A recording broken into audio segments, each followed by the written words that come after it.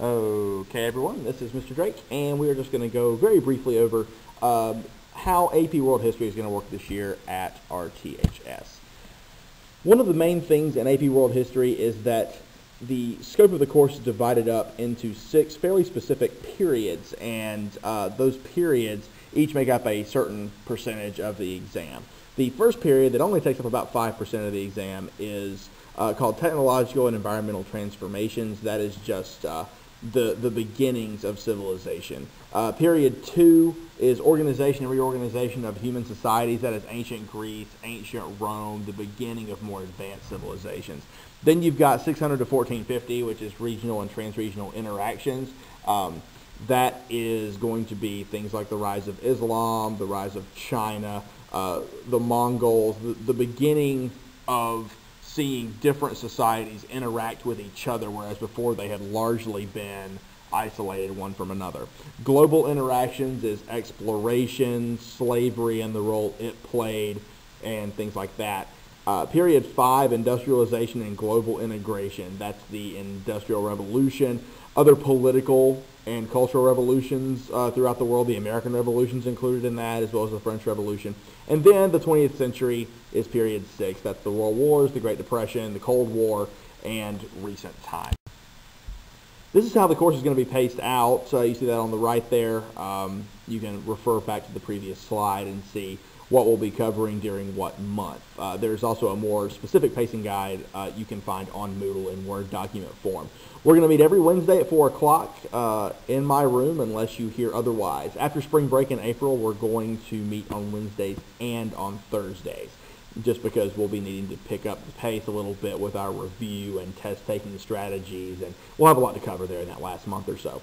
The AP World History exam is in the morning at 8 o'clock a.m. on Thursday, May the 16th. The exam is about 3 hours long. We will talk in more detail as it gets closer about what is on the exam specifically, and throughout the rest of the year, we will be going over how to write the essays and practice those things so that you can be as prepared as you can if you choose to take the exam in the middle of May. AP World History is divided up into 5 key themes. Those themes are listed right here.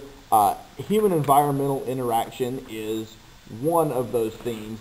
Some examples of that would be diseases and how they affect populations or civilizations, migration of people, how people move from one place to another, the technology they create, and what impact that has on a society. Cultural development and interaction, that's like religions, beliefs, philosophies, the arts and architecture in a society and what impact those have and why they're important. State building, expansion, and conflict, that is different types of governments, different types of nations, revolutions, stuff like that. The creation, growth, and economic interaction, that is agriculture, trade, commerce, business, different types of economies like capitalism and socialism and communism. And then finally, development and change in social structures, which is the roles of gender, the roles of family, the roles of race, socioeconomic status, rich, poor, for example. And those are things that you will find throughout this course. Whatever we go over, we are going to be looking at these particular themes. So when we study, for example, the rise of Islam, we're going to talk about the role of women, how race played a role, or how the economy was impacted, or the rise of technology, that sort of stuff. So just keep those things in mind as we go along. Some other key themes that will make themselves apparent during our study of AP World History is the distinction between civilization and society.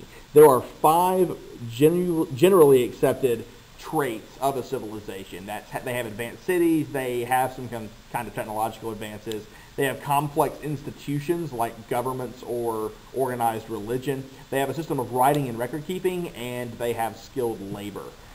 There are places that are not considered civilizations, but they may have some of these things. Like there are civilizations or areas, I should say, to this day in the world that don't have writing systems. So they're not really considered a civilization, but they are a people with a culture, so they are considered society. Something else we'll talk about is invention versus diffusion. And we talked about diffusion a little bit in class recently when we talked about the Crusades, but invention is when a society or a civilization comes up with something on its own.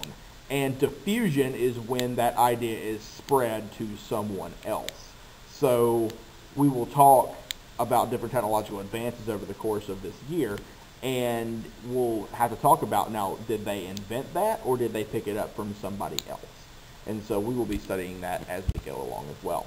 Now, before the meeting on Wednesday, I want you guys to read Chapter 6 in the AP World History 5 Steps to a 5 prep book.